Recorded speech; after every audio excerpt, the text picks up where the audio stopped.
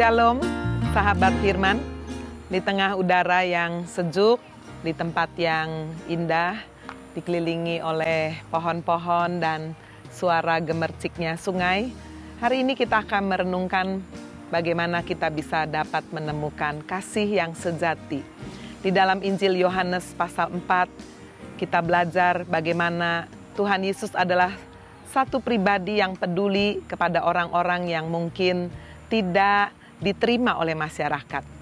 Bagaimana kisah perjumpaan Yesus dengan perempuan Samaria.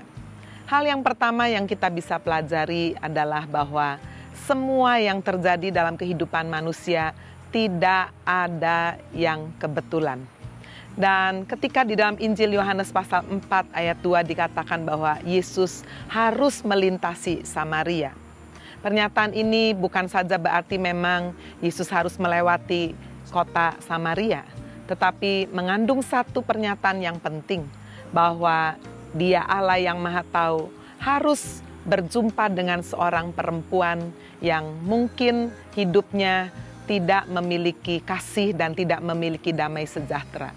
Pada saat itu dikatakan jam 12, Yesus berada di tepi sebuah sumur, sedang merasakan keletihan, sementara semua murid-muridnya sedang pergi ke kota untuk mencari makan. Mengapa harus pergi semua? Bukankah ini satu pertanyaan yang kita juga harus pertanyakan? Saya percaya tidak kebetulan. Yesus ingin berjumpa dengan seorang perempuan yang kemudian diubahkan hidupnya. Disitulah kita bisa melihat bagaimana tidak ada satupun peristiwa yang terjadi secara kebetulan. Firman Tuhan dalam Matius 10 ayat 29 berkata bahwa burung pipit yang mungkin tidak ada artinya pun yang dijual dikatakan 2 ekor seduit, itu harga yang sangat murah sekali.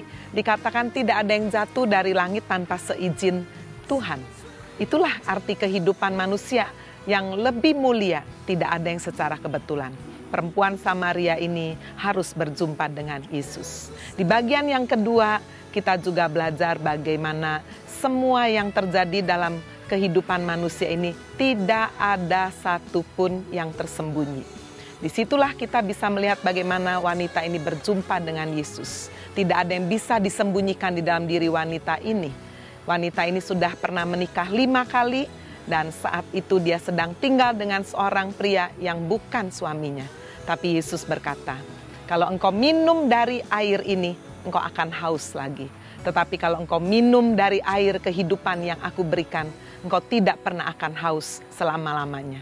Air yang digambarkan di dalam sumur inilah kenikmatan dunia yang dicari oleh manusia termasuk perempuan ini.